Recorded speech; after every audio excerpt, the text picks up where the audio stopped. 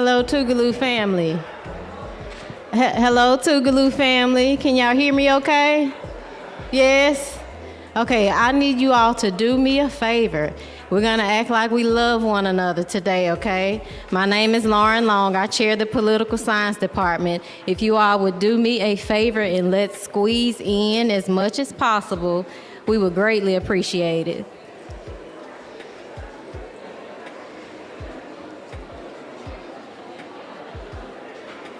There we go. Show some love in the room.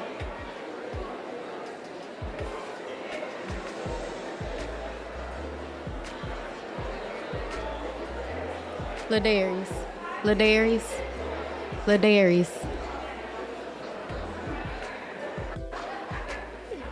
Who beside you? Anybody over there?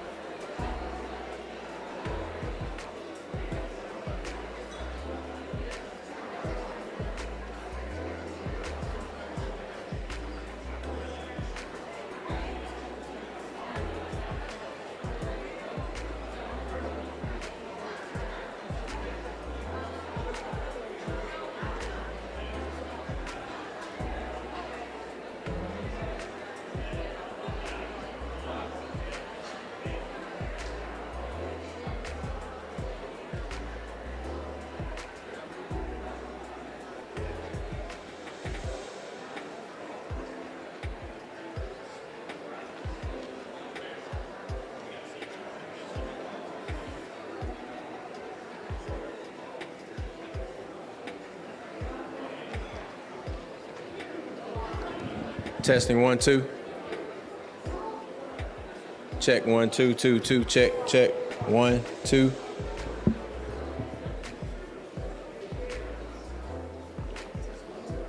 Yep. Audio, video, stream.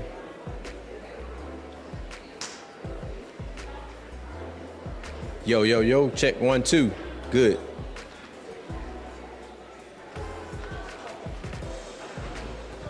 Check 1 2. Nico, you getting good audio on this one? We're good? Testing. 1, 2, 2, check. 1, 2. All right.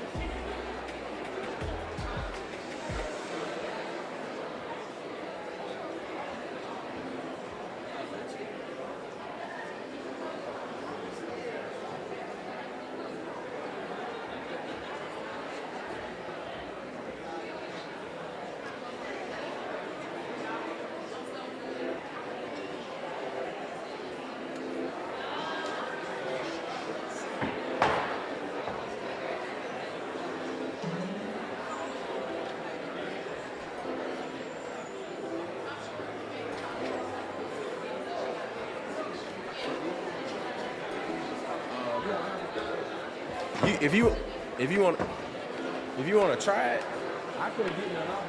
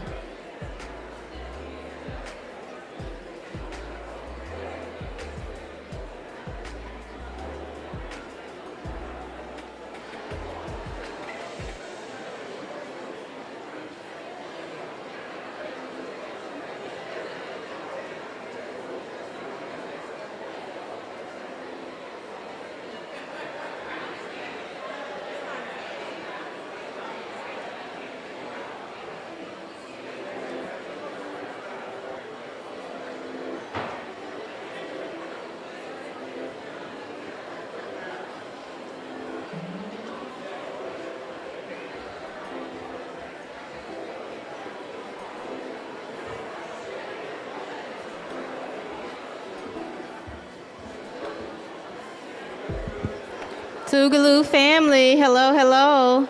It's me again. If I could have your attention real briefly for some housekeeping. Thank you all so much.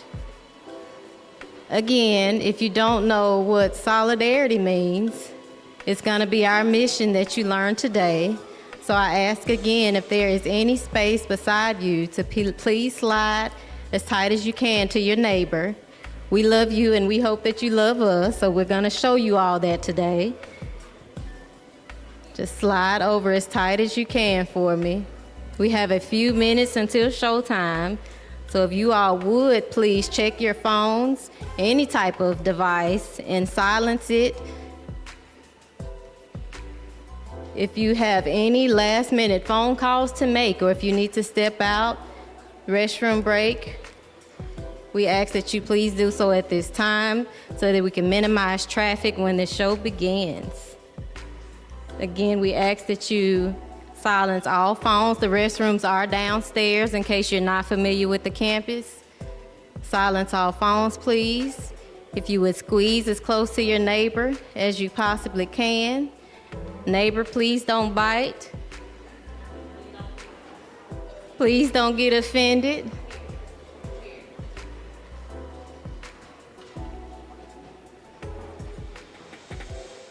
All right. So we will begin momentarily. Again, I ask that you please silence your phones, and the restrooms are downstairs. Thank you all so much.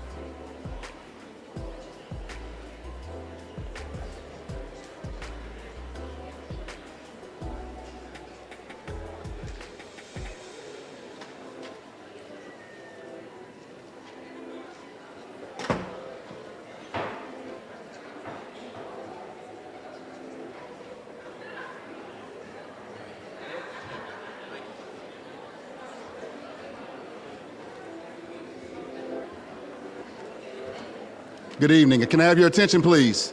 Can I have everyone's attention, please?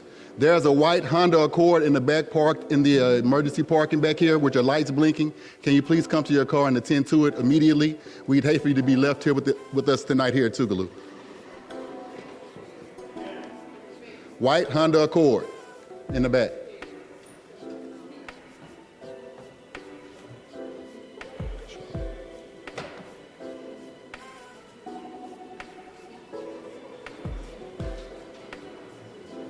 Thank you.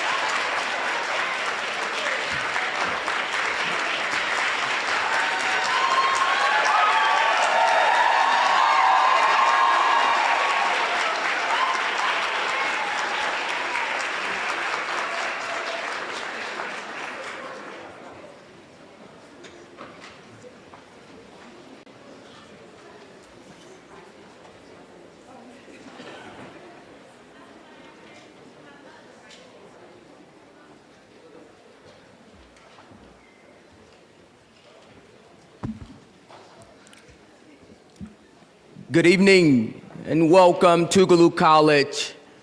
I am not a prisoner of history, and I should not seek there for the meaning of my destiny. Those profound words articulated by Frantz Fanon at a very peculiar moment in our nation as we gather in this chapel to take up our agency. Those insights become just a tad bit more tangible. One may sense that we are arriving on the accumulation of our historical consciousness, germane to what Fanon attempted to purport. In one purview, he saw history as shaping us, and in another purview, he saw us being confined by it. There is a pleasant aroma in here. I'm talking about antiquated wood, worn pews, prayers, and protests. But what is often accentuated, amplified, illuminated, is the mere reality that this space has never been neutral. That as a result, there have been strategy sessions, hymns, and hard inquiries, sorrow and liberation thus explored. Tougaloo College was born in the aftermath of colonial domination and human bondage. But I have a good report. Unequivocally, I might add, colonialism couldn't defeat us. Reconstruction couldn't malign us. Jim Crow couldn't dismay us. Segregation couldn't silence us. Neo-colonialism couldn't erode our purpose. And political expression cannot eviscerate our voice. The scholars who often take my course always speak of this insatiable desire for us to explore the critical nuances of colonialism, how our institutions were formed, democracy distorted, and the creation of the fragments of legitimacy. But amid that perpetual compelling quagmire, Tougaloo still stands.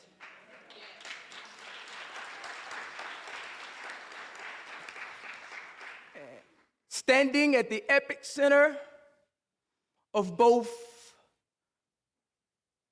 education and freedom, unmovable, unshakable, as we gather this evening in the spirit of that lineage, marked at a time in our country where there are renewed debates around not only freedom, but the mere reality of belonging.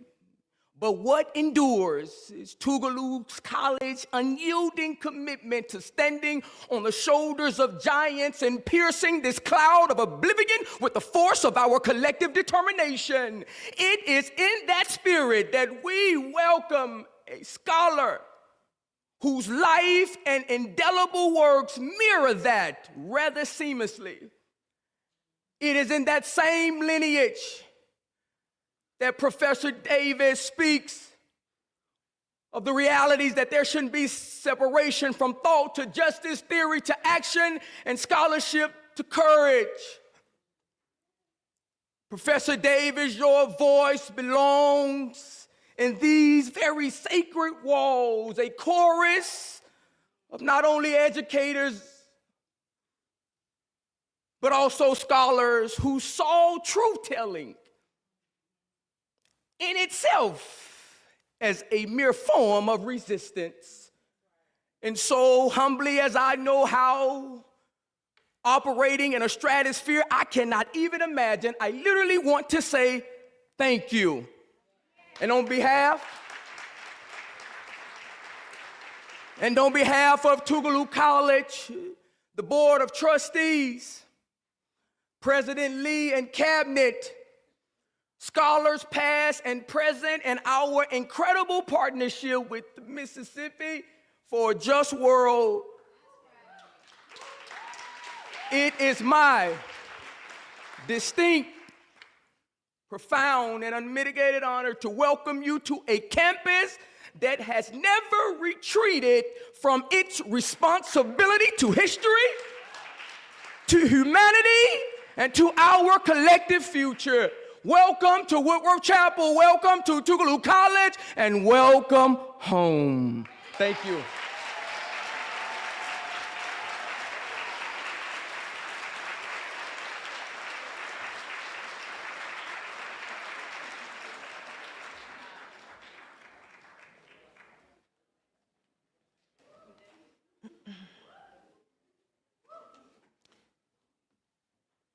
They say that freedom is a constant struggle. Freedom is a constant struggle. Freedom is a constant struggle. Oh Lord, we've struggled so long that we must be free.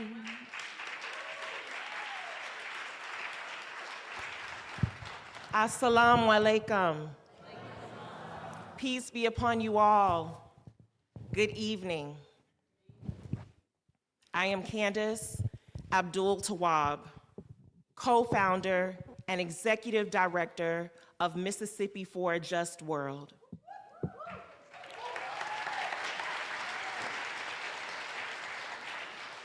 It is an absolute honor and blessing to share time and space with everyone here tonight. One of the most meaningful accomplishments in my life has been developing this organization with co-founder and Palestinian American Imad Al-Turk.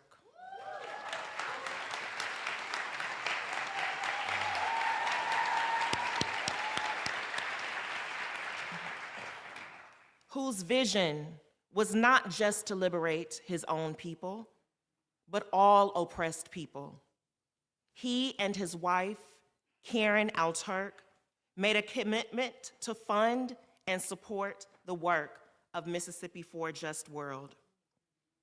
This process has not been easy for him, as he has been forced to witness the subjugation of his people to genocide by the State of Israel, a genocide funded by the US government, a genocide in which over 680,000 people, including over 300,000 children, have been slaughtered in the past 2 years. Our co-founder has personally lost 17 members of his own family. And I want to acknowledge his sacrifice and dedication to this work. So please stand again, Brother Imad and Sister Karen.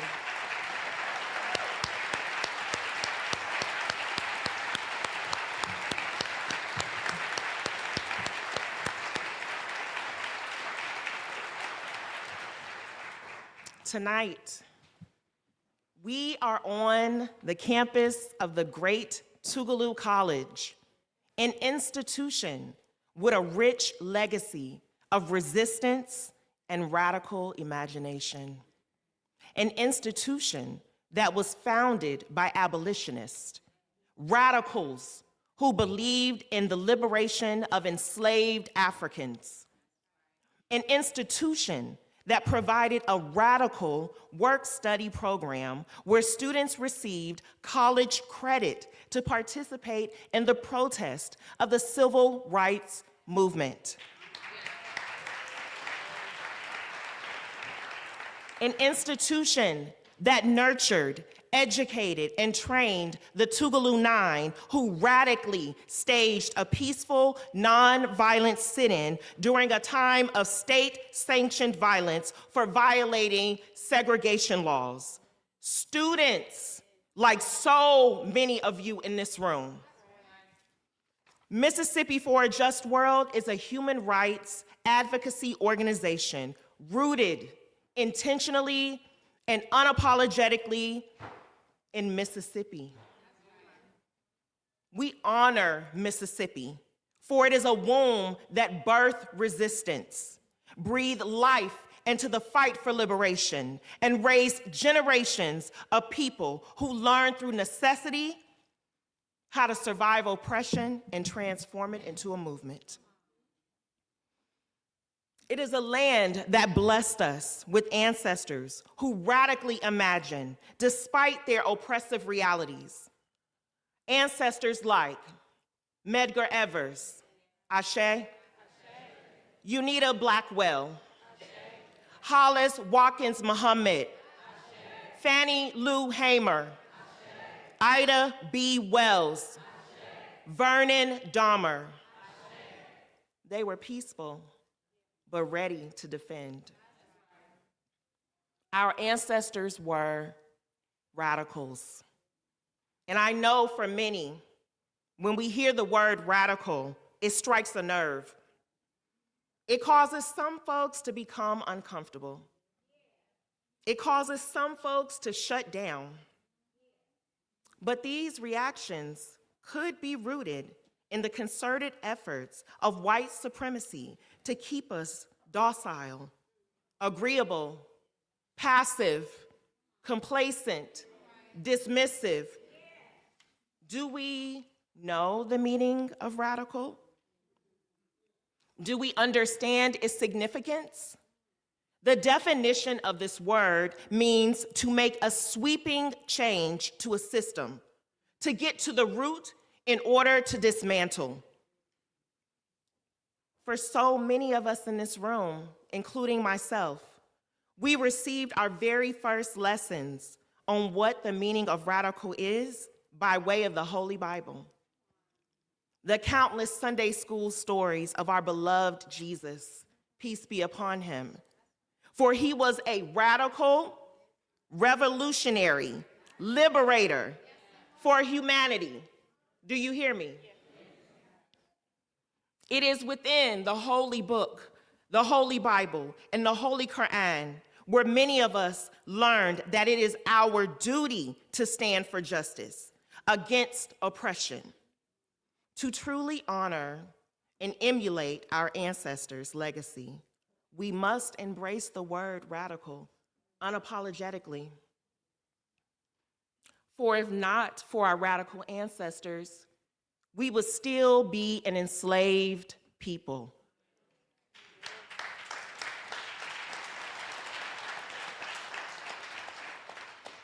For if not for our radical ancestors, we would not have the right to vote.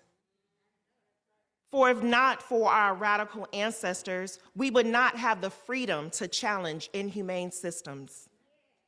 It is in this political climate, Mississippi for a Just World is considered a radical organization because we are pro-human. At a time where our government normalizes genocide, brutality, and terror.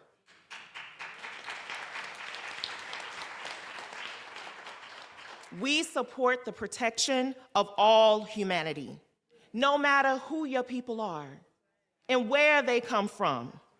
We do not become encumbered by classism, elitism, favoritism, or political convenience, all belief systems which serve to distort our moral discernment.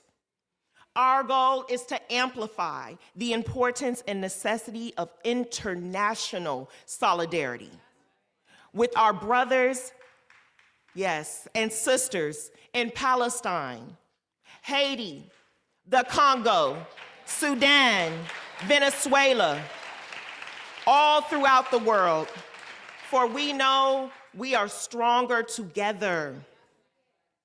This is our North Star. This is how we dismantle the fascism, the terror, the violence, the disrespect and disregard for human dignity that we are witnessing every day. Human rights does not stop at borders. We reject hierarchies of worth that determine whose suffering is visible, whose grief is legitimate, and whose lives are deemed expendable. For we know who the real enemy is. And we know the tactics that they are used to doing to keep us distracted, divided, and in conflict with each other. Our commitment is not selective, conditional, or transactional. It is principled. Dignity is not conferred by proximity to power. Justice is not reserved for those that are deemed acceptable or respectable. We do not capitulate to appease those in power. We do not dilute truth for access, silence conscience for comfort, or trade moral clarity for legitimacy. We move in the spirit of our ancestors, bold, principled, and unafraid. We inherit their radical courage, their disciplined hope, and their willingness to stand alone if necessary. We remember Assata Shakur, Martin Luther King, Kwame Ture, also known as Stokely Carmichael, Malcolm X, Marcus Garvey, Queen Mother Moore, Afeni Shakur, Sundiata Acoli, Fred Hampton, Geronimo Pratt, Fulani Suni Ali, Jamil Alameen, known as H. Rap Brown, Mutulu Shakur, Bilal Suni Ali, Safia Bukhari, and Chokwe Lumumba.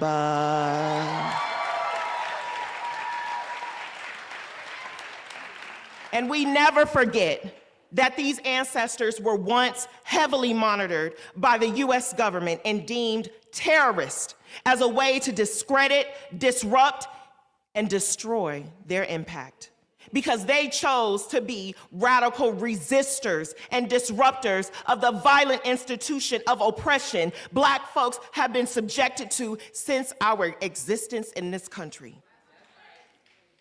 Mississippi for a Just World is honored to bring before you not merely a program or a speaker, but a symbol of radical love, of radical perseverance, of radical brilliance, of radical resilience, and of a radical commitment to humanity itself.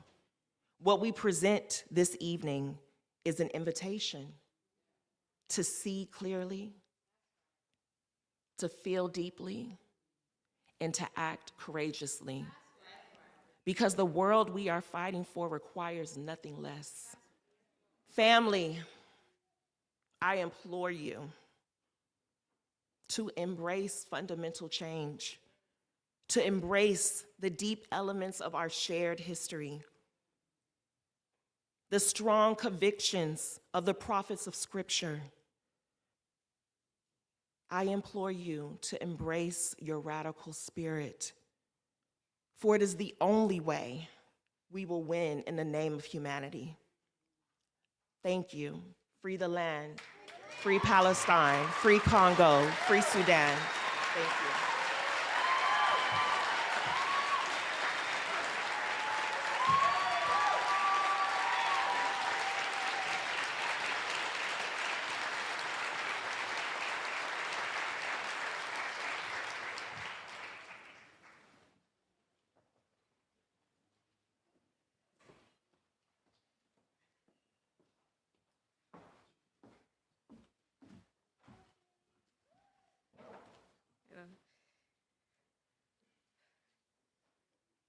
Good evening and welcome, Tougaloo students, alumni, staff, faculty, and visitors. I am Sydney Armstrong, a graduating senior majoring in political science with minors in pre-law, public policy here at the illustrious Tougaloo College.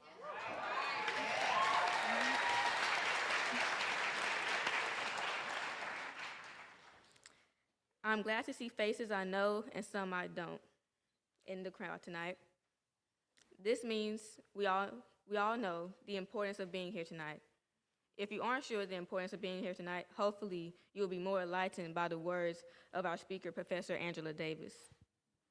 We are living in a time where our country is devolving, and we are witnessing horrors only seen on television and social media by my generation, from times and places that seemed to be far removed from ours. Yet here we are, looking at these atrocities of America's past in vivid and in living color here in 2026. Tonight, we are here to listen to Professor Angela Davis as she speaks on the injustices in America she has faced and fought against and their connection to the global struggle against oppression. Angela Davis grew up in Birmingham, Alabama, during a time when violence and racial terror shaped the everyday lives of Black Americans. In fact, she herself was a friend to Cynthia Wesley and Carol Robertson, two of the 4 girls killed in the 1963 bombing of the 16th Street Baptist Church. Her extensive work in activism shows that liberation is collective, intersectional, and rooted in courage. This is especially true for Black and brown people, LGBTQ+ people, women, immigrants, and all marginalized communities fighting against systems of oppression in America. Professor Davis' unwavering solidarity with the Palestinian people reminds us that justice does not stop at borders and that our fights are deeply connected. That's why I and other students are fellows at Mississippi for a Just World, to bring awareness to the connection between Palestine and the struggles of Mississippians. Her legacy inspires us to commit ourselves to political and social justice movements that uplift all people around the world and turn empathy into action. It's my honor to introduce Professor Angela Davis, a scholar, an activist, visionary, and a global symbol of resistance.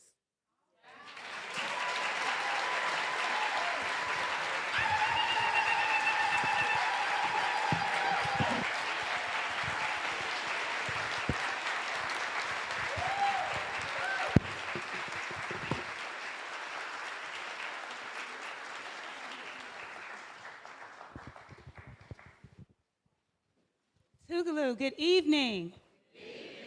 You all hear us okay? How are you all feeling?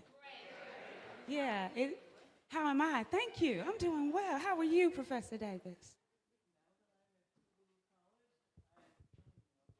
Yeah.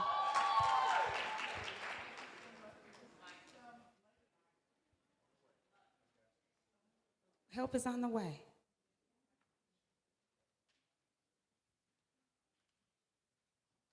You all stay energetic now. Okay. All right, so I'll use this one. Good evening.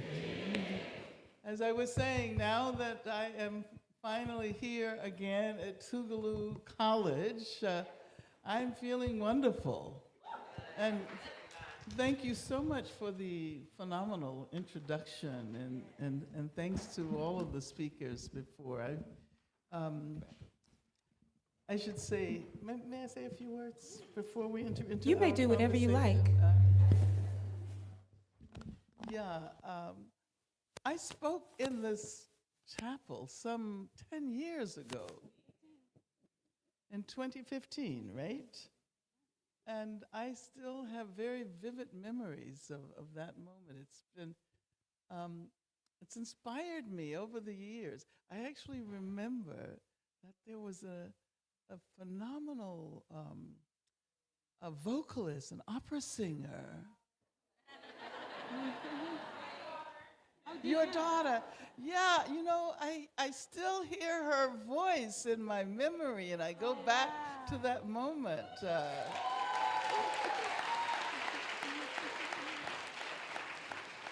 You know, but also I, of course, know about the role that Tougaloo played in the movement, and thank you so much for keeping the tradition of the radical tradition of Tougaloo College alive. And I just also, you know, want to emphasize that to be radical is to understand the world, is to understand not on the surface, but at the root. Radical means root. So don't forget that. If someone ever calls you radical, be proud of that. Is what we should all do. All right, I won't take over, so. This is your classroom. You see the young people taking notes right there in the front. Class is in session. You all ready? Yeah. Professor Davis, we're so thrilled that you're back here. I'm going to break from a bit of formality and ask for some crowd participation because you had a birthday on Monday.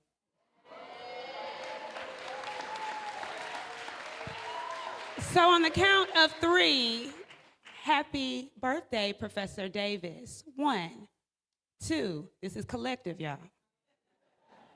3. Happy birthday, Professor Davis. That felt good. Thank you. Happy birthday. As you mentioned, you've been here before. I remember 2015, I sat back there in that corner with my now 11-year-old. She had no idea what was happening, but she was in the building, and there she is now. Welcome back. You've been not only here before, but you are from what we might say is right across the street. Birmingham, Alabama. You all are our neighbors, our cousins, and we hear a lot about your political consciousness, but perhaps not as much about your upbringing in Alabama. So I wonder if you could talk to us a little bit about how growing up in Alabama shaped that political consciousness. Well, I am a proud Black Alabamian and aware that Mississippi is our sister state. As a matter of fact, my father was from Marengo County, which is less than 2 hours from the border.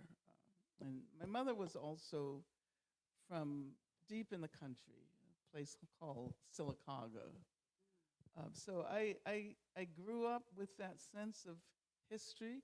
Both my mother and father were educators.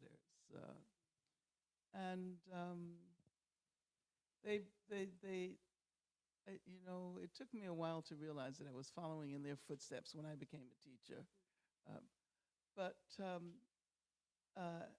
Education was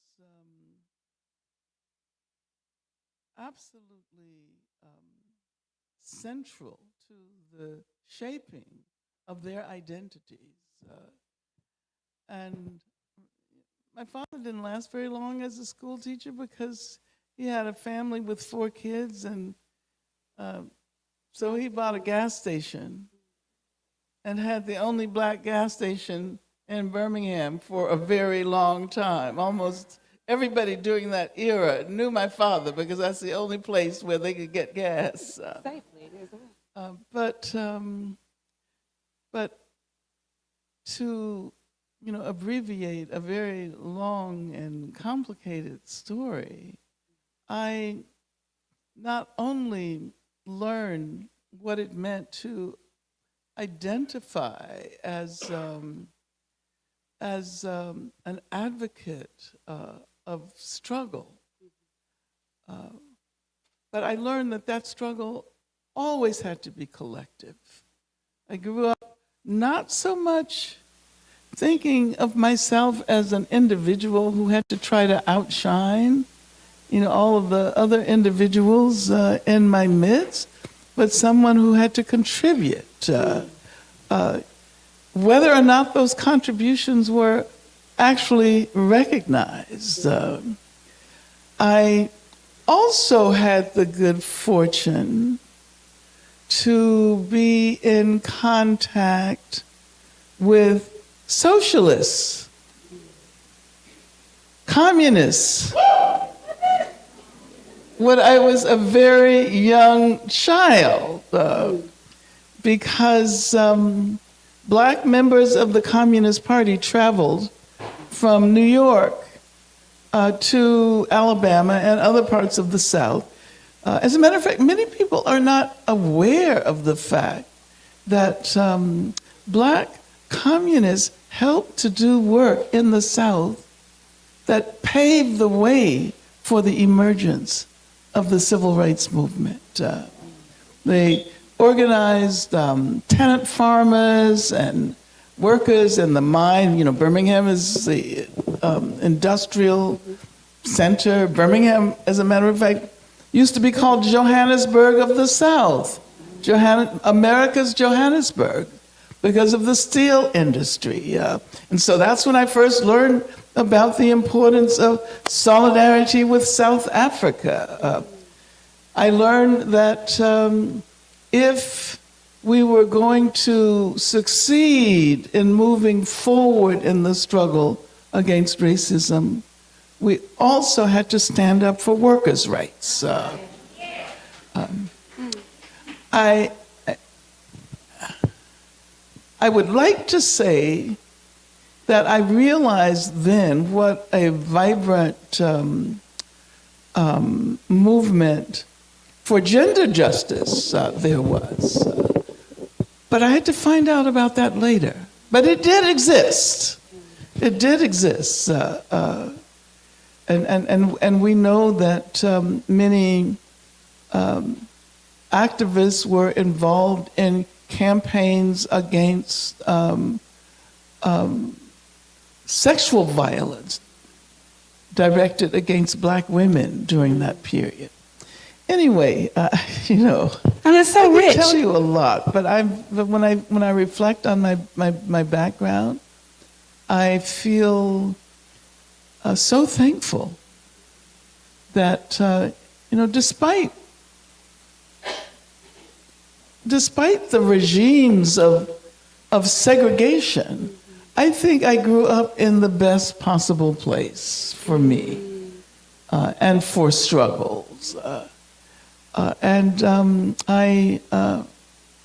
just, you know, so thankful that that my mother, and I've told this story many times, used to tell us children when we were upset about what we could not do as a consequence of those regimes of segregation. She used to remind us that that was not the way the city, the state, the country should be organized. She used to say, this is not the way things are supposed to be. And one day they will change. And you will be a part of that change. So I think I grew up knowing how to live in that world of segregation, but also inhabiting an imagined world, also inhabiting a different world. And that has sort of been what has driven me all of my life and continues to drive me today. That's so rich and beautiful. I'm deeply appreciative as a Black Southerner, right, a proud Black Southerner, for the nuance that you describe and really demystifying what it means to be Black and from the South. And you even mentioned gender. Being a Black Southern woman has its own realities that are not all steeped in trauma and pain, but there's beauty in the midst of that. Do you feel any resonances being in the South right now? Oh, at this moment? absolutely, Yeah. absolutely. The moment I sat down in You were at Jackson, home. Mississippi, I said, I'm home. Yeah. And of course, I'm meeting the son of my good friend Tougaloo Lumumba, and I'm re-experiencing so many moments, and I really deeply thank you for inviting me to spend this time here in Jackson and at Tougaloo. Yeah. And thank all of you for carrying that legacy forward. The invitation is open, right? She's always, you are home. You talk in Freedom as a constant struggle about freedom not being a destination, but a practice towards liberation. Talk to us about what practicing freedom could and should look like for us in Mississippi, perhaps for our cousins in Alabama, in the South in general. What does it look like to practice freedom in the way that you sort of described from your upbringing amid regimes that are still very present that represent our oppression?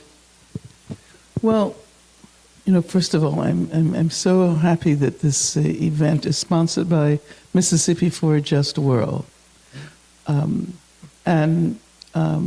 When I think from Mississippi to Palestine, that gives us a sense of the breadth of the practice of freedom. Freedom is a practice. It is not a destination. We often think of freedom as a place or as a time or as something to be achieved. But when we get there, what do we do? How do you know what it is? I mean, do you just stop? That would be rather boring, wouldn't it? I mean, the Palestinians have taught us how important it is to engage fully in the practice of freedom. And that practice is a continual practice. That practice is not an individual practice. And living in the capitalist United States of America, we tend to imbibe the individualism that has made it difficult for us to really understand what human beings are supposed to be and the social essence of humans. Not only humans, but all of the other non-human beings with whom we cohabit of this planet. We are not primarily individuals.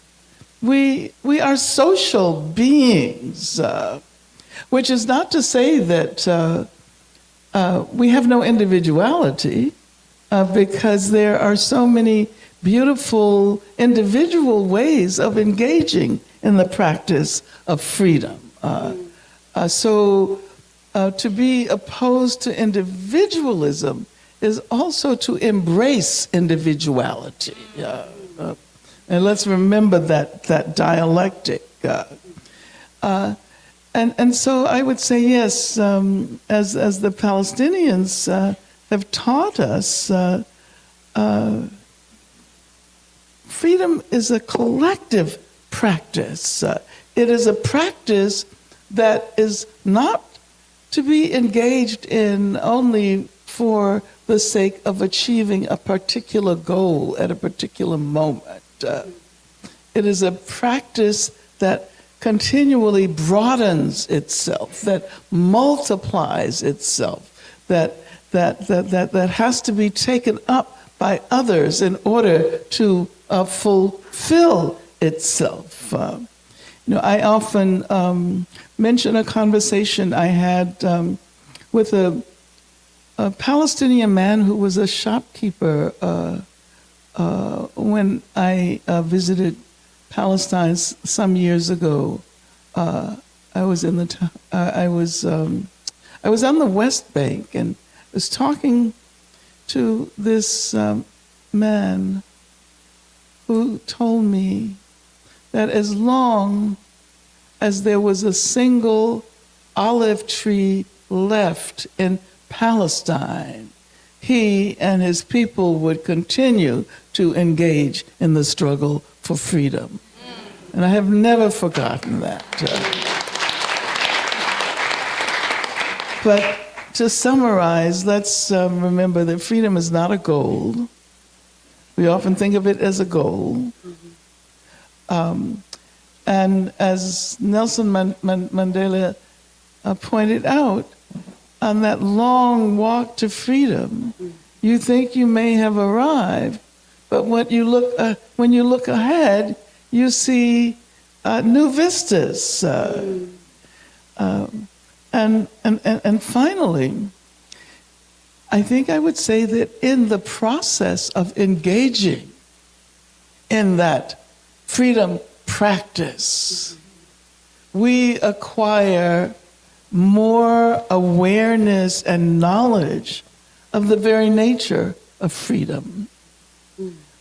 We cannot imagine now how people 50 years from now are going to be positing their ideas of freedom, are going to be engaged in those struggles. I often like to use the example of the importance of standing with the trans community today.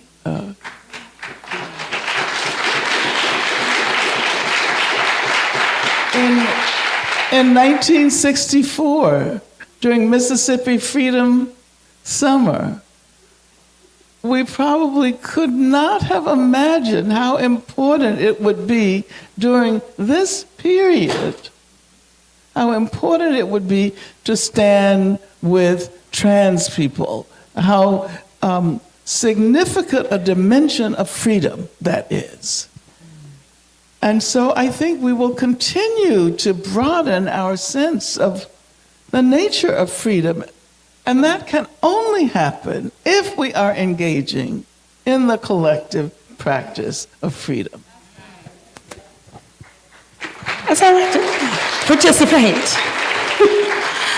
So I'm interested because as you talk about freedom as a practice, that it occurs to me is what you described as what your parents were doing, opening up a gas station so that Black folk in Birmingham had a place to safely exchange goods and get what they needed, and your mother never letting you once think that it was normal for you to be oppressed in the way that you were, or for our people to be oppressed in that way. And so to me, that strikes me as the practice of freedom, even amid those really deleterious circumstances. You mentioned in the book that there were freedom fighters who gave us blueprints to help us to shape and strategize these current and contemporary freedom movements. So, I mean, your parents are on that list, because that was a freedom fight in itself, to be a business owner and an educator, and to even just educate your own children around their rights. But what other freedom fighters come to mind when you think about the blueprint that we have, sort of the talisman that's left for us to shape contemporary freedom movements, especially in the South? Well, I think it would take me too long to name the short list, the crib notes of that list. But you know, I think, you know, first I would say that maybe we shouldn't use the word blueprint. Because we are often looking for blueprints that tell us exactly what we have to do. But as the world changes, and largely as a consequence of the struggles we engage in, new strategies are necessary, and we can't be held back by trying to hold on to the way other people did it. And you know, we have such wonderful foremothers and forefathers and siblings. Is that a word? It is now. 4 siblings. You heard it here first.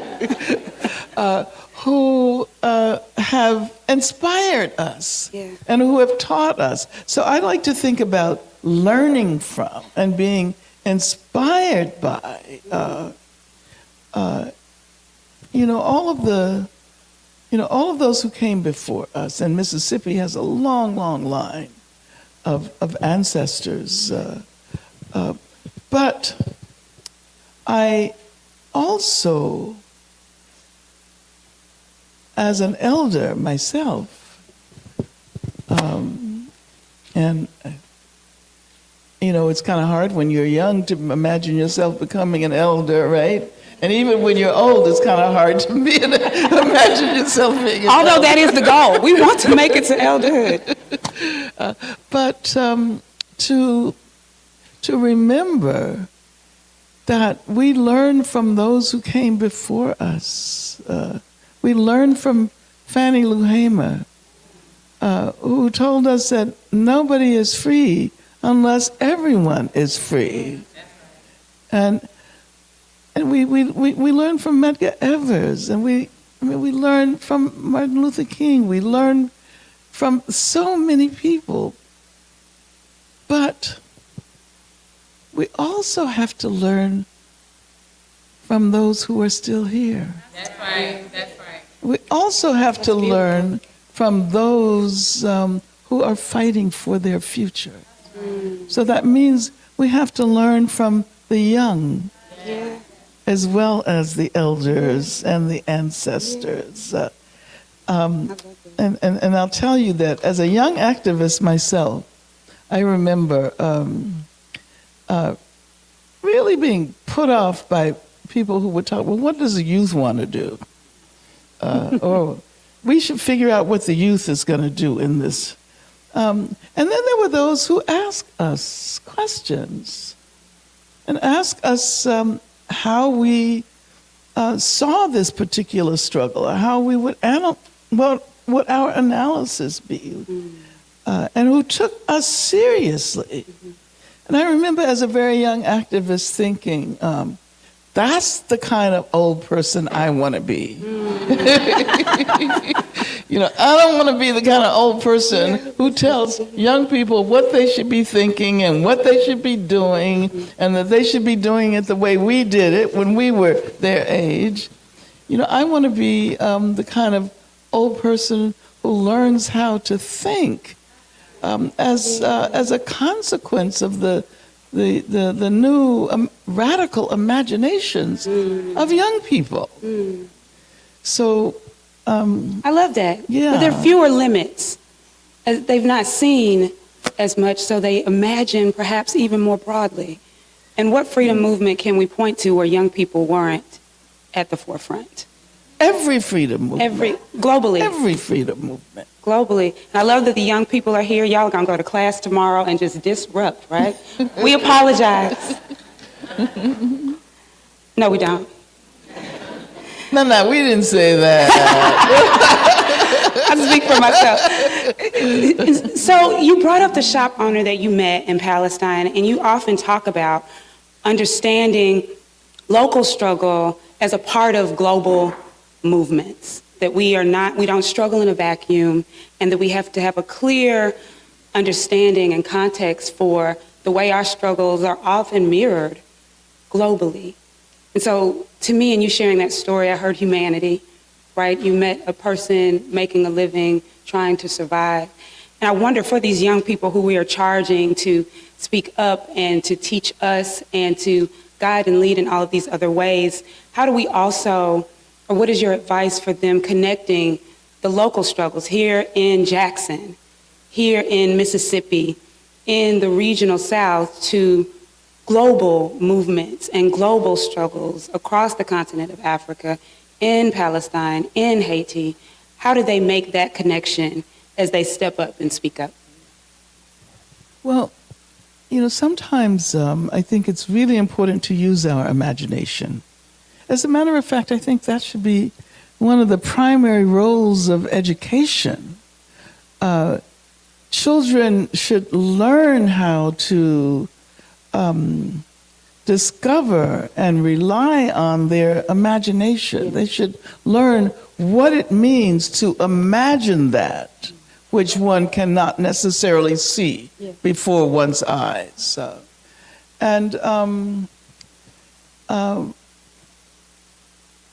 We live, if you think about it,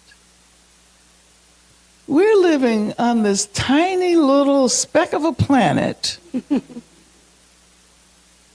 in a universe, or many universes that are infinite. I mean, why do we think we're so important where we are? From the vantage point of if one can even imagine what all of these universes are like, we wouldn't even be visible. We're so insignificant. And if we think about our utter insignificance in relation to the vastness of the world, it seems as if our role would be to create significance. And the way we do that is not by focusing on ourselves, but by making connections, by becoming larger, by becoming much larger than we are. I was, when I was very young, I had this idea that that I needed to get out of the South, which I did. I ended up going to high school in New York. And so I kind of thought that when I got to New York, that I wouldn't be as like hyper aware of racism. Got to New York. Well, see, the thing is, we didn't even have a vocabulary in those days. I'm talking about the late 1950s. But I sensed that there was something really wrong. I didn't have the language, but I knew that I hadn't moved beyond racism. And so, I was studying French and reading French literature, and I was really taken by liberté, égalité, fraternité. And I said, oh, okay. It may not be here in New York, but if I could only make it to France, I can find it. So I went to France, I went to Paris, and I remember a conversation I had with these sisters from Martinique, who told me that, you really have to watch out because they might think you're Algerian. So be careful in this. So as a consequence, I started to check out what was happening in Algeria and the demonstrations that were going on at that time. And I found France Fanon, Les Damnés de la Terre, and read that. So all of which is to say that I thought I was going to find some better version of freedom, but instead of finding that, I found international solidarity. I found the Algerian Revolution, and then and since then, my life has been very much informed by solidarity. And I should just say one other thing. I don't want to talk too much, but no such thing. At some point, I end up in jail. And if you don't know the story, I wrote an autobiography. So you read about it. You can look at it. I ended up in jail, charged, I'm saying this to the young people, charged with 3 capital crimes. Yeah. Charged with murder, kidnapping, and conspiracy. And I was facing the death penalty. What rescued me from the gas chamber was international solidarity. It was people all over the world getting involved in the campaign for my freedom, including in Palestine. As a matter of fact, I received a solidarity message from Palestinian political prisoners who had smuggled it out of the Israeli jail they were in, and then my attorneys brought it in to the jail where I was incarcerated. So that's a very abbreviated description of the absolute importance of international solidarity and why.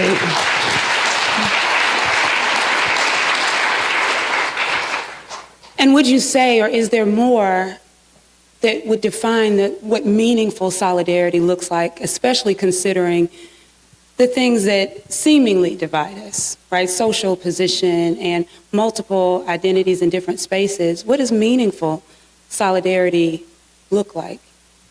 Well, solidarity is always freely given. It is, one never expects anything in exchange for solidarity. Wow. It is not a relationship that is defined by exchange. And solidarity is, I would say, an absolutely essential element of the collective practice of freedom. Yeah. One cannot be free alone. And this is, if you want to understand why the state of Israel is so deeply opposed to the practice of freedom, ask yourself, in all that you've heard about what Israel has done, can you think of one example where they have assisted another people to achieve their freedom? The narcissistic quality of the way in which I'm not talking about all Israelis, because there are Israelis who have engaged in solidarity with Palestine. I'm talking about the state of Israel. Can you give me one example of gestures that have been made by the state of Israel toward helping another people? One example that is not solipsistically focused on representing the Jewish people as the a target of a form of oppression that has no equal in the world.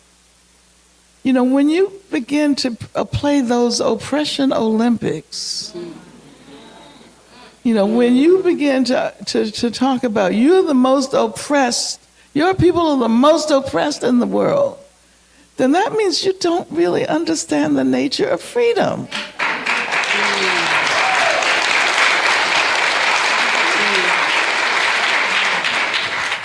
And meaningful solidarity starts there with understanding. And it's equality. It's solidarity is always a relationship of equals. It's about this deep egalitarianism. In order to even consider equality, especially across a table with an individual who may not think like you, believe like you, look like you, to me that takes me to, the humanities, the arts, and what they help us do. So if we shift for just a moment and think about these freedom movements that are really built on artistic expression, we think about the Harlem Renaissance, we think about the Black arts movement. You had a friendship with Toni Morrison, whose vision of narrative as liberation guides us all, certainly me in my work. But I wonder your view on art and how it can contribute to not only solidarity, but this practice of freedom. And in many instances, historically and even in our contemporary time, do what politics cannot do. Yeah, absolutely. Thank you so much for formulating it in that way. Because I don't think that we can have vibrant, successful liberation movements without an absolutely essential aesthetic dimension. And if you take the long freedom struggle, the long Black freedom struggle, for example, in this hemisphere, and we're talking about almost 500-year-old struggle, which, I stop sometimes to think about it, and I think, that is absolutely amazing that Black people have not stopped struggling for some 500 years. And how does that happen? How? I mean, how do you does that survive happen? and create? Well, I want to say that what is at the heart of that struggle is the creation of art and beauty. For a long time we had this very bad habit of only representing slavery as trauma, as violence, and forgetting, as Toni Morrison pointed out, that there's something else there. It's not just about the violence. It's not just about the traumas. It's not just about the horrors. And as a matter of fact, the most remarkable thing about the Black freedom struggle is that in the midst of all of that, because we can't deny that violence and that trauma and those horrors took place, but in the midst of that, Black people learned how to create beauty. Yes.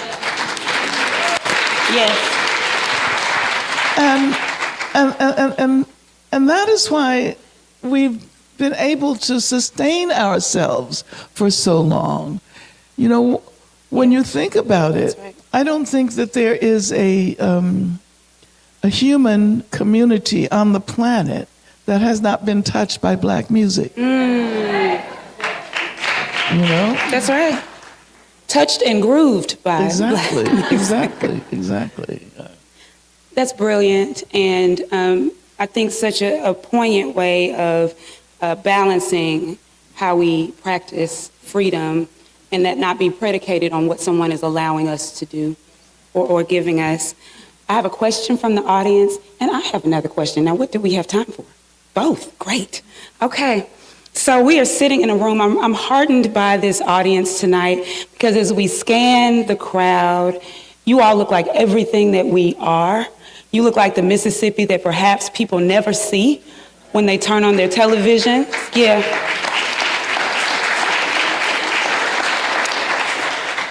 And so I'd like to ask for you to take the opportunity to give a charge to us, one that aligns with us doing more of this, coming together for understanding and solidarity, but also what our activism should and could look like given the way that this space has come together.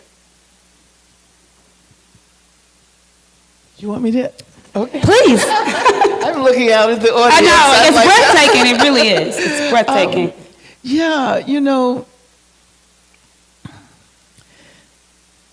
Oftentimes we have a tendency to want to create formulas because that's how we learn. But formulas don't always, or they cannot grasp the complexity of our lives. And I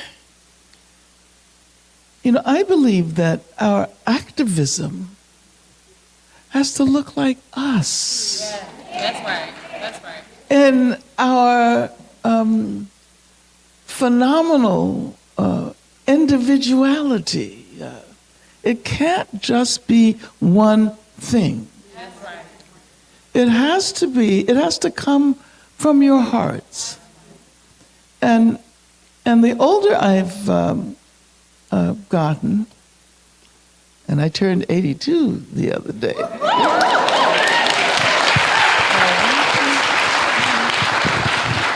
You know, the more I recognize that we can't be afraid of our own passions. We have to, what we have to try to do is discover our passions. And those passions are individual, right? Not everybody loves doing the same thing. So you have to find something that you truly love, something that will take you from here to there, something that you're not going to do just because you think it's right. I mean, it's great that people do what they do because they think they need to do it. But that's not going to last that long. You know, you need something that comes from your soul, something that comes from your heart, that you enjoy, that fulfills you. So I think I would say that our activism has to provide ways of fulfilling our own individualities. So, you know, if organizing is boring to you, you know, yeah, do something else. You know, but you're an amazing poet, and you pour your heart into your poetry. Take your poetry, and that will be your activism. And then you have those who love organizing, like there's a whole crop of you in the audience who you know, are very passionate about organizing. And that's how they fulfill themselves. But don't feel that you have to do what somebody else is doing if you don't have the propensity to do it. You can't find yourself. In doing this work, in doing this freedom work, and engaging in this freedom practice, you also have to find yourself and learn how to love yourself in the process of finding yourself. That's beautiful. That's beautiful. Yeah. I love that. I love the concept of perhaps activating this sort of God-given calling, that thing that keeps you up at night and wakes you up in the morning.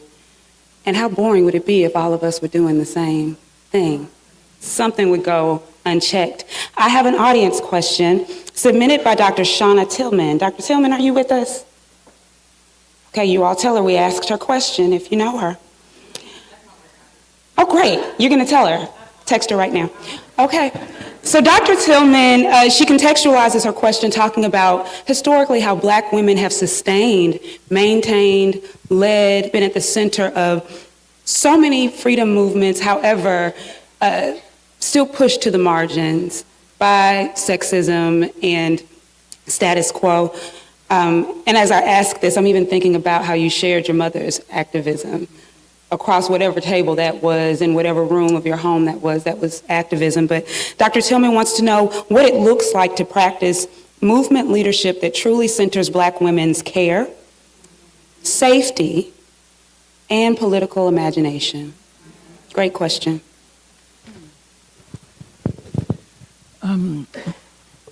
Well, you know, what is exciting about this period is that we're learning so much about what we never knew.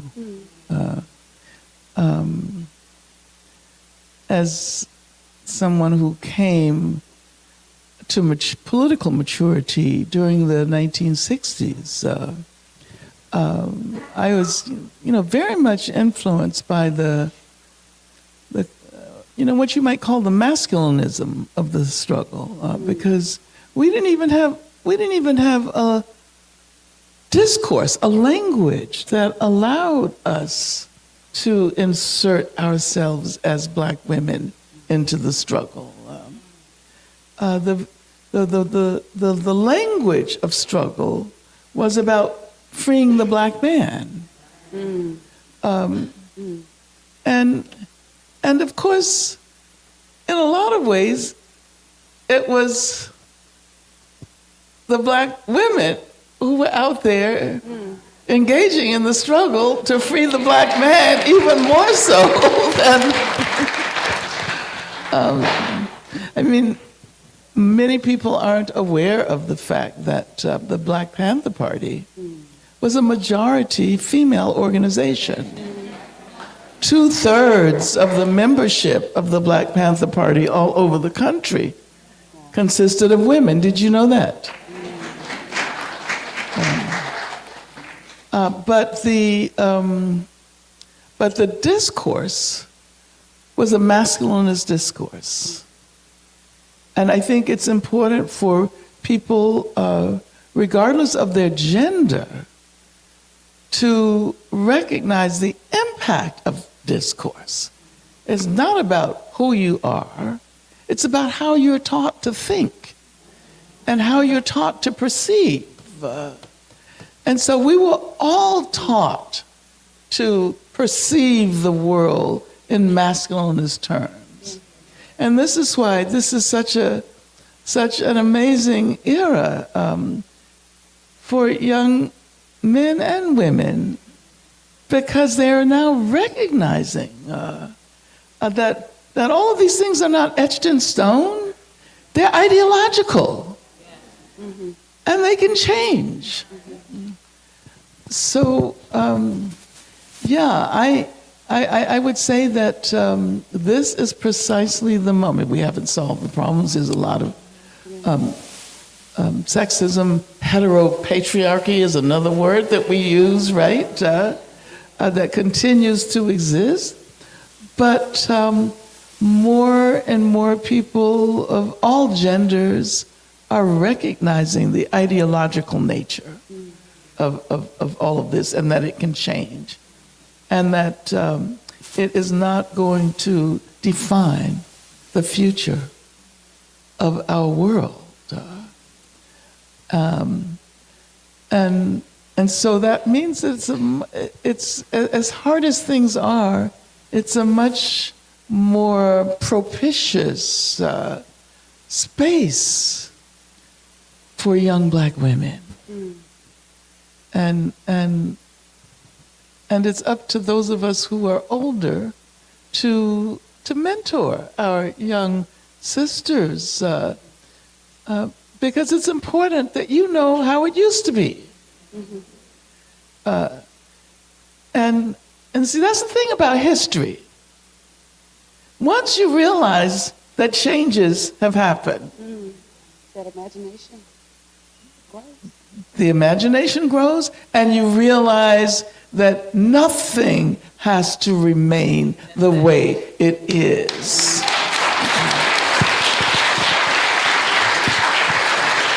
And, you know, I've been opposed to capitalism since I first read the Communist Manifesto when I was like about 15 years old, maybe 14. And, you know, there was a time when I was absolutely convinced that capitalism was coming down. Yeah, we were not only going to end racism, we were going to end capitalism. Well, of course, that was a very exciting moment when, you know, all over Africa there were freedom struggles, and the Cuban Revolution, and you know, there were so many ways in which we were inspired. There was Patrice Lumumba. Yeah. Have you all seen that amazing film? It's marvelous. What's the title of it again? Tell me the title. Congo. It's Soundtrack to a Coup d'etat. See that film? Brilliant. Yeah, and watch Abby Lincoln and Nina Simone, and you begin to understand that film, that documentary actually centers black women, but it also centers the aesthetic dimension, music and art, and you begin to understand how the world can change. It doesn't always change in the way we want it to. Like I often say, we knew we were fighting a revolution, and we knew we were going to be successful. But it turned out the revolution that we thought we were fighting was not the revolution we achieved. Because, I mean, there's some really important victories that we did not win, such as this struggle to defeat capitalism. It's still here.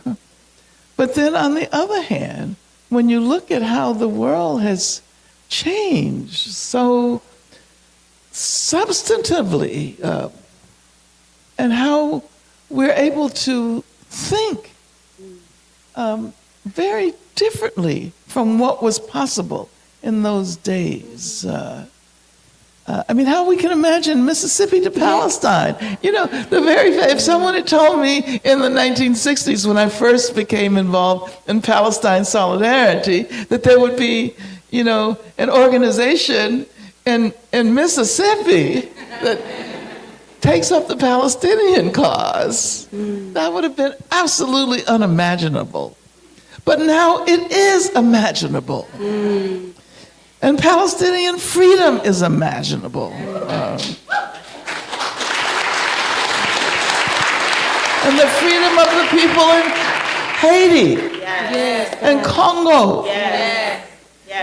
So in many ways, we're fighting to expand our imagination, too. Fighting to expand our imagination. So that freedom practice, regardless of the intended outcome, is necessary because there's still seeding.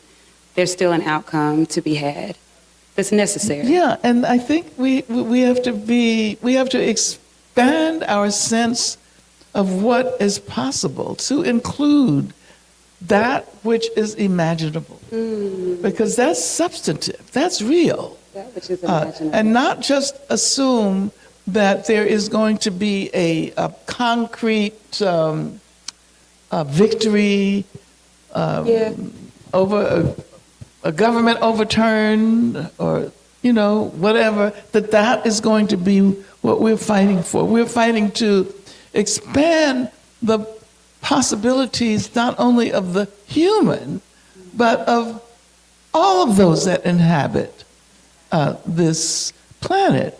You know, which means that we have to think about our climate. That has to be absolutely essential to our freedom practice. We can't just move along assuming that we have to do nothing about the environment and climate change, because we can't just forget about all of the other beings with whom we cohabit this planet. We can't forget about, you know, all those poor cows. I mean, I'm serious about that people eat, but who have terrible lives and who are brutalized day after day. And all of the brutality that is involved in the capitalist process of manufacturing what it is humans eat. And the thing is, nutrition is supposed to make you healthy. But most of the time, that which is supposed to make you healthy only makes you sick. It gives you cancer. So we have to be holistic in that way and think broadly. That's why the imagination is so important. Because if we don't educate our imagination, if we don't educate the aesthetic imagination, then we will never be able to grasp, you know, what kind of world we live in and what kind of world we want to struggle for in the future. Yeah, that's our homework, to struggle to expand our imagination. Y'all got it? Join me in thanking MSJW, Tougaloo College,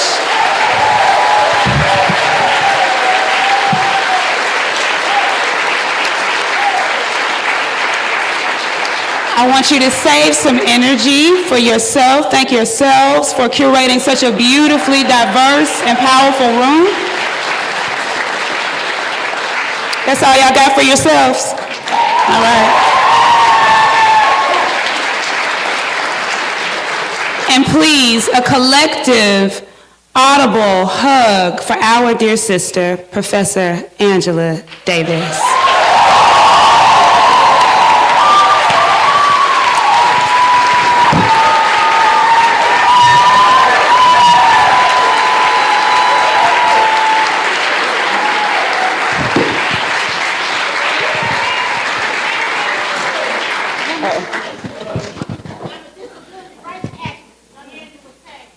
Okay.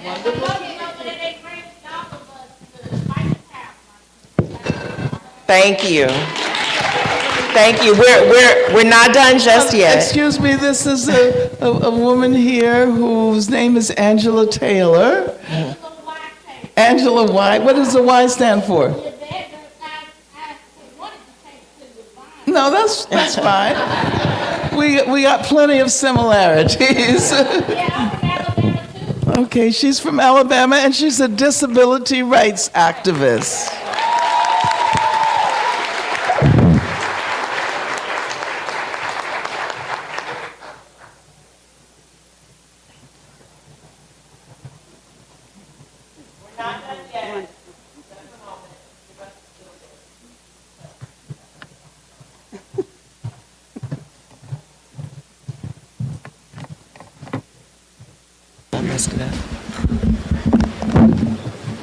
All right, I want to call to the stage the 93rd president of the Tougaloo government, the Tougaloo Student Government Association, Morgan Stanley, as he is about to do a special presentation. Where are you, Morgan? Okay.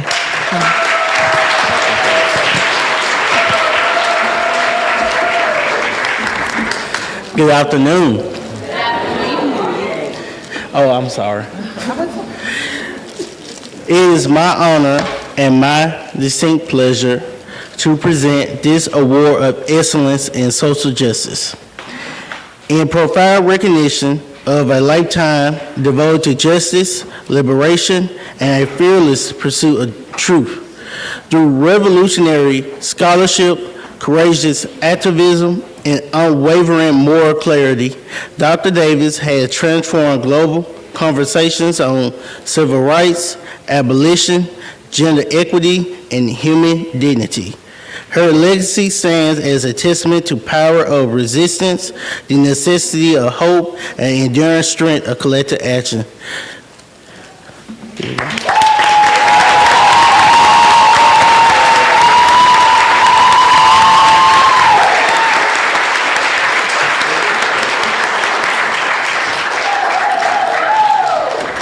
Go get on the other side.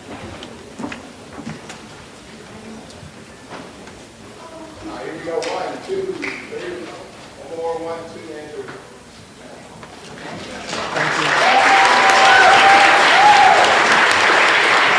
I would like to call special attention to 2 out of 3 of those students are Mississippi for a Just World Human Rights Fellows. Okay, so we are going to have closing remarks by my brother in the struggle, my forever mayor of Jackson. He represents the Lumumba family. If not for the Lumumba family, this event would not have happened. It is through the legacy of Nubia and Chokwe, Lumumba, the path that they created, the impact they made. And we are better in this world because of them.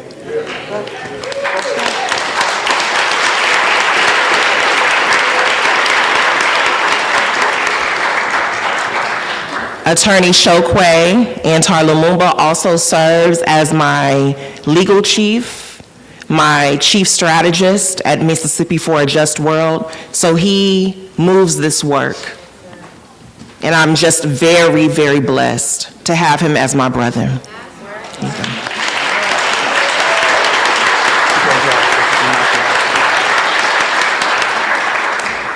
Free the land. Free the land. Free the land. By any means necessary.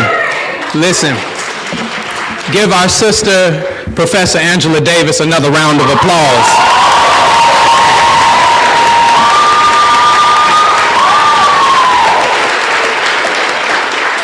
Please also give the beautiful and brilliant moderator a round of applause, Dr. Ebony Lumumba.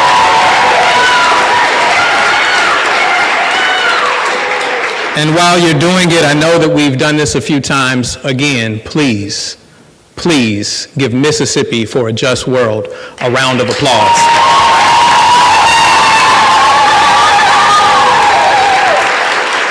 I'm so full in this moment. Please lift me up. Sometimes I find it difficult when I have so much that I'm wrestling with in my head because I'm leaving this event full. I'm leaving it full because we need to take so much from this moment, right? And so I've been asked to do closing remarks, and so I want to think about what we've heard today, right? But before I get to what we've heard, I want to tell you what we heard before we got here, right? We heard about people trying to push back on this event because fear that we were trying to radicalize the students at Tougaloo College, right?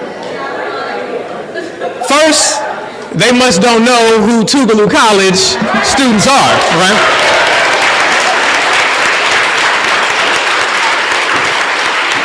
When we stepped in, we heard about Tougaloo's history to not shrink back, right? We've talked about what a radical really is, and a radical is a person who seeks change. And so if you look outside of these walls, outside of these doors into your neighborhoods, and you see a community, if you look into Palestine and you see communities that are in need of change, then the reality is you have to be as radical as the circumstances dictate you should be.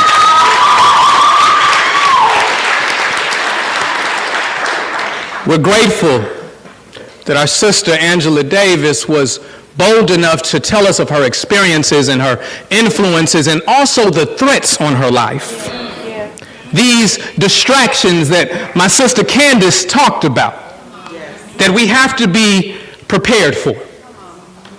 You know, sometimes we get these comfortable jobs and these comfortable lives and we become a little fearful of being as daring as we need to be. But please be aware, there's no such thing as part-time freedom. I'm gonna be free someday type of freedom. Freedom is either freedom or it is no freedom at all. And so this isn't an event. This isn't an academic exercise. This moment is a commitment. This moment is a lifestyle. You know, we're on the new year and all of us talk about the diets we're going to go on, right? Only for us to try out these diets for a few weeks and then they don't work out. And the problem is you're never going to see the change that you need to see until you make it a lifestyle change. And so I want to remind you to be cautious, and I'm going to steal this one from my wife. Cautious about a single narrative. A single narrative that tells you who you are, that who people in Palestine are, and tell you that the division is over spirituality and religion and not about people who are being oppressed every single day and massacred, the genocide that takes place. You need to be cautious about these single narratives. That's right. Telling you how you should feel about those who wage war and disrupt on your behalf every single day. Yes. Be cautious about the single narrative.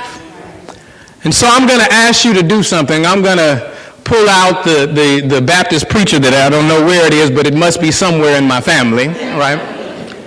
And so I'm going to ask that you be patient for me as I give this closing remark. do me a favor and look at the person to your right.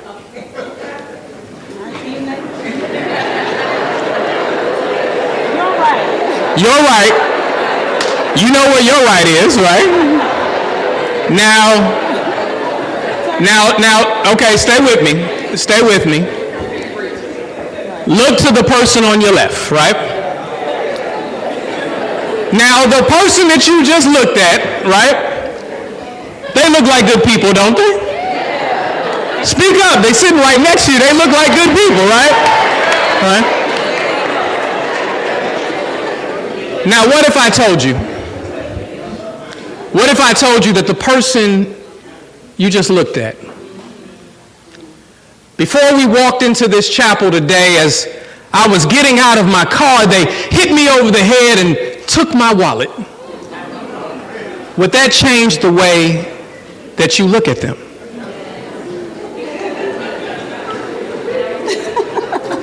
You see, for those of you who have said or who have thought that that might change the way I look at them, there lies the problem. Because just because I say it doesn't make it so. Just because I say it doesn't make it so. And that's what we call the power of the accusation. Simply being accused of something, simply having someone say something negative about you allows us in our human instinct to view people differently. That's right. Be cautious of single narratives. Be cautious of the power of the accusation. That's right. Understand that you have a charge leaving this room. Your charge wasn't just to get an academic exercise, but to be led to change. And I want you to look on the back of your programs this evening, because there is a Scantron that you can scan this. And forgive me if I didn't say it right. My team messes with me all the time about not being that tech savvy, all right? Y'all know what it is. Y'all know what it is. Take out your phone and take a picture of it, all right? And I want you to get involved. I want you to get involved. We talked earlier, Professor Davis talked about if you find organizing boring, that if you're an artist, you know, you can do poetry or you can paint a picture of revolution. You can get involved in any way that the Creator has gifted you to get involved, right? And one of the ways that you can get involved, because this work, what we are building, what we are supporting, the people that we are trying to hold accountable, this work does not happen for free. And so you can donate to this cause. And so I'm charging you to support. I'm charging you, if you like what you heard today, young people, this isn't about teaching you what to think. This is about letting you know you have the power to think, right? You have the power to think. And so we need y'all engaged, all right? Again, free the land, free the land, free the land by any means necessary. Thank you.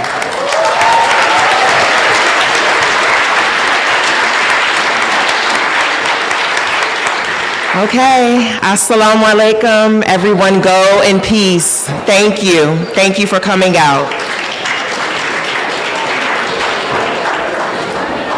That's good.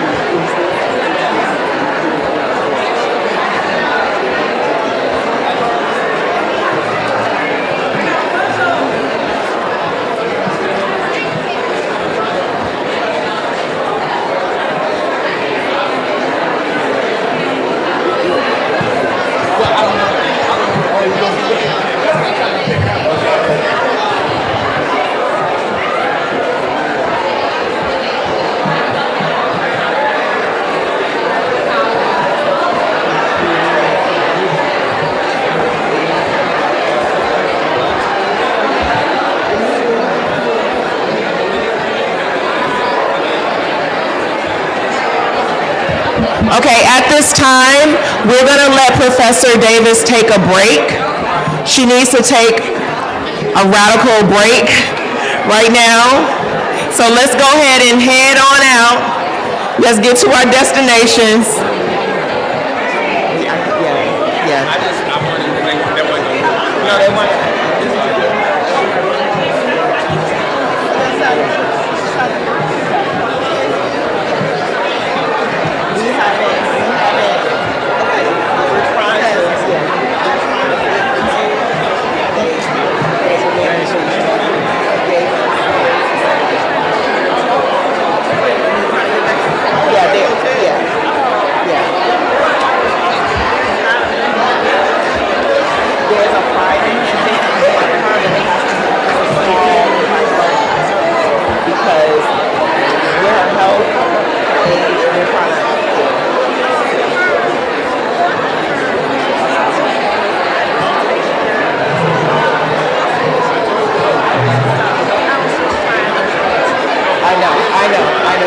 We gotta get her going.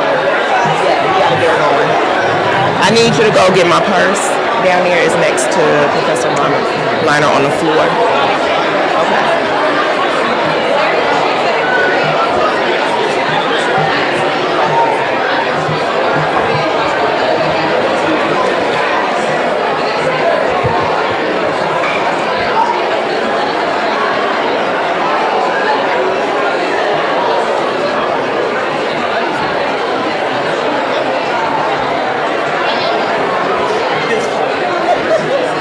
I know.